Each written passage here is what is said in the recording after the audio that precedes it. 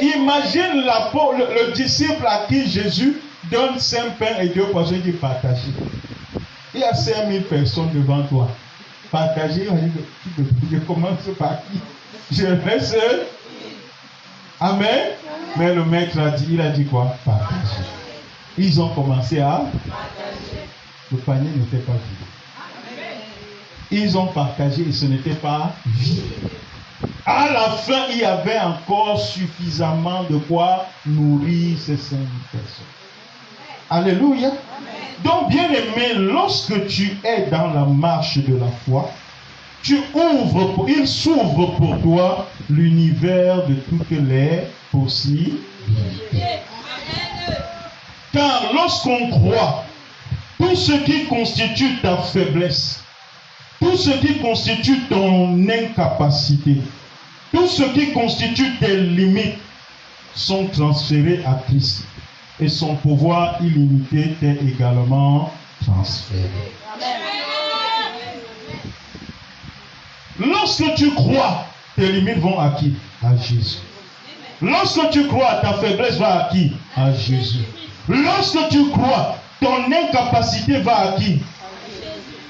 Et le pouvoir illimité de Jésus vient à qui? À toi. Alléluia. C'est ainsi que par le miracle de la foi, nous cessons d'être celui que nous étions pour dorénavant incarner la personne de Jésus-Christ. Amen. Par le miracle de la foi, tu n'es plus la même personne. C'est pourquoi la personne qui te dira je te connais, tu vas quoi dire non? Tu m'as connu. Rectifie ton langage. Oh! Je te connais, tu veux quoi? Non, non, non, non. Tu m'as connu. Je ne dis pas que tu ne m'as pas connu, tu m'as connu, mais tu ne me connais. C'est ça. Tu m'as connu. Tu m'as connu à une époque lorsque j'étais moi. Mais maintenant, je ne suis plus moi. J'ai revêtu qui? Et tu dis que tu me connais. Tu ne me connais pas? Est-ce que je parle à quelqu'un ici? Ouvre ta Bible dans le livre de Galates au chapitre 3, versets 13 à 14. On va lire. Galates chapitre 3, versets 13 à 14. Galates 3, versets 13 à 14. Il est écrit: Christ nous a rachetés de la malédiction de la loi, étant devenu malédiction pour nous, car il est écrit: maudit est quiconque est pendu au bois, afin que la bénédiction d'Abraham eût pour les païens son accomplissement en Christ, et que nous reçussions par la foi l'Esprit qui avait été promis. Amen. Allons maintenant dans 2 Corinthiens 5. 2 Corinthiens 5. 2 Corinthiens 5 au verset 21. Il est écrit. Alléluia. Celui qui n'a point connu le péché, il l'a fait devenir péché pour nous. Dites Amen. Afin que nous devenions en lui justice de Dieu. Dis encore Amen. Ça, c'est une deuxième étape du transfert. Dites encore avec moi transfert. 2 Corinthiens 8, verset 9, il est écrit: Car vous connaissez la grâce de notre Seigneur Jésus, qui pour vous s'est fait pauvre, de riche qu'il était, afin que par sa pauvreté vous fussiez en... Acclame pour toi encore. Amen. Je vais te faire une image que tu comprennes bien. Que tu comprennes bien ce verset. Voilà Dangote. C'est le plus riche d'Afrique. Nous sommes en Afrique. Dangote te regarde. Amen. Alléluia. Il voit la sœur Anastasie. Il dit: je suis fatigué avec l'agence. Ton nom c'est qui? Il dit: Anastasie. Amen. Et je peux avoir ta carte d'identité. Il dit: allons chez le notaire. Hello. Si Dangote est après déjà ta main, tu allais sur le notaire. Ton bonheur commence là. Avant même qu'il ne signe, il te dit Amen. Il te pose la question, tu as la carte d'identité, tu dis oui. Il tient ta main, il dit allons sur le notaire. N'attends même pas qu'il arrive sur le notaire, commence déjà à réaliser le bonheur. Amen. Et il t'amène là-bas, il dit au notaire, voilà tous mes biens. Amen. Je signe, il fait le document de transfert de tous ses biens. Alléluia. Au nom de Anastasie. Amen. Il s'est fait pauvre. De riche qu'il est. Afin que toi, tu deviennes comment? Riche. Est-ce que je parle à quelqu'un ici? Il a pris sa part, il t'a donné. Parce qu'il t'a vu, il a dit non, je préfère qu'elle ait. Moi, je reste comme ça. C'est ce que Jésus a fait pour toi. C'est ça qu'on appelle le transfert. Dites encore avec moi le transfert. Et maintenant, je continue dans le livre d'Ésaïe. Au chapitre 53.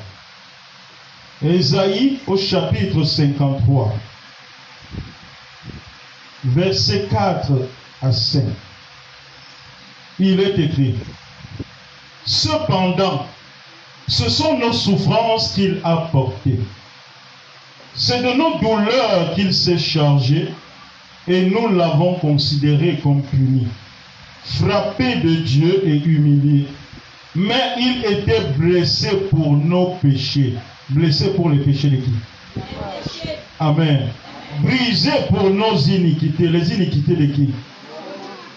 Le châtiment qui nous donne la paix est tombé sur lui. Et c'est par ses meurtrissures que nous sommes guéris. Acclame pour cette parole. Donc lorsque je parle de transfert, c'est une vérité, une réalité. Il s'est fait pauvre pour que tu sois riche. Alléluia. Alléluia. Le châtiment qui te donne la paix est tombé sur lui. Ces versets qu'on vient de lire nous permettent de réaliser à quel point le meilleur que nous pouvons espérer dans la vie se trouve uniquement et absolument en celui qui lui-même a choisi de nous l'accorder si nous avons foi en lui. Et cette personne-là, c'est qui? C'est Jésus. Amen.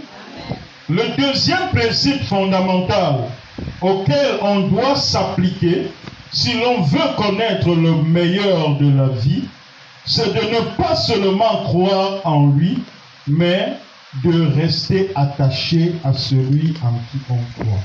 Dis Amen. Tu peux croire, mais ne pas être attaché à lui. Hello. Tu peux croire en Jésus, mais ne pas être attaché en lui.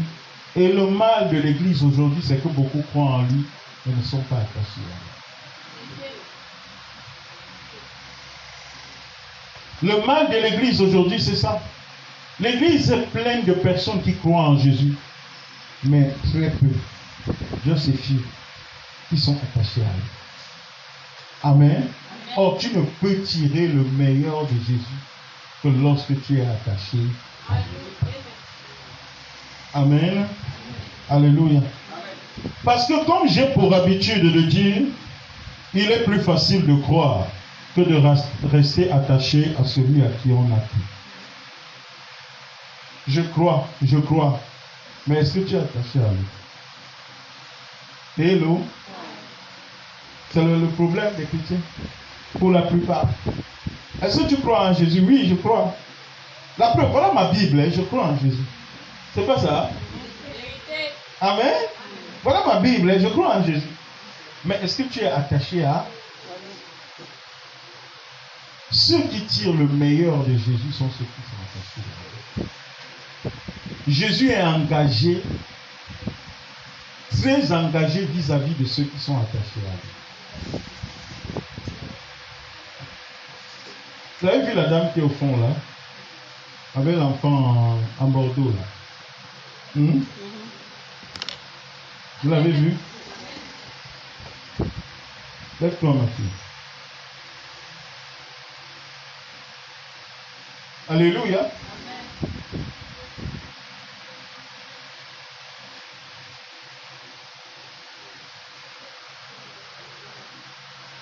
Ma fille, je vais te poser une question. Est-ce que tu peux facilement voyager, faire une semaine en laissant ton enfant là ici à Paris? En ce moment. Hein? Réponds, non, tu as peur de toi. Hein? Elle ne peut pas, non? Vous savez pourquoi? Vous savez pas pourquoi? Alléluia. L'enfant est attaché à la tête. Et il n'est pas encore sévré. Mais le jour où elle va le... Alléluia. Amen. Il y a encore cet attachement-là. L'enfant, s'il fait 2 jours sans téter, il va pleurer.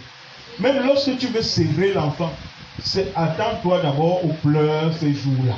Amen. Il va pleurer, parce qu'il est habitué. Oui ou non? Il est habitué. Il y a l'attachement. Et pourquoi est-ce que tu peux lui proposer quelque chose, une semaine, de passer une semaine hors de clinique, sans l'enfant là?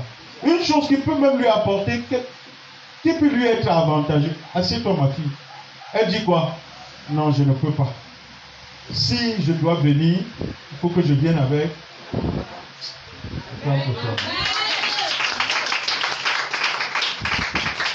C'est la même chose avec Jésus.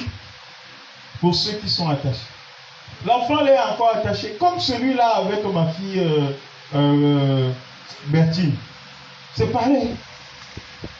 Dis à Bertine là maintenant que bon, je t'attends à Amen. Alléluia. Il y a quelques jours, je lui demandais que ma fille, tu n'as pas encore commencé le travail. Elle me dit, papa, c'est l'enfant. Alléluia. Est-ce que je parle à quelqu'un? À cause de quoi? L'attachement. C'est la même chose avec Jésus. Quand tu es avec Jésus, amen. Bon, maintenant je vais prendre l'exemple de Bertine. C'est même très bien, au cas de Bertine. Bertine, où est Dani? Ton fils Daniel. Amen. Mais je crois que Daniel vivait déjà, il était déjà vivant quand tu travaillais. Mais tu le laissais quand même. Mais c'était ton enfant, sauf qu'il n'était plus attaché à toi. Acclame à Jésus. Alléluia. Il y a ceux qui sont attachés et il y a ceux qui ne sont pas. Mais tous sont des croyants.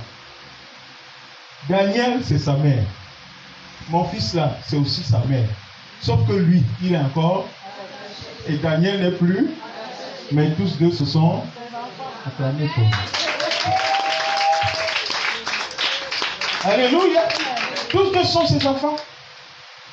Donc, bien aimé, quand tu veux tirer le meilleur, je sais être attaché. Dis Amen. Amen. Ceci parce que, voyez-vous, face à la foi, il surviendra toujours des challenges qui n'ont pour objectif que de vous déconnecter de celui en qui vous avez cru. Si tu dis j'ai la foi, bon, tu auras les challenges. Bonjour les challenges. Je dis bonjour les challenges. Les challenges vont se trouver sur ton chemin quand tu dis que, hein?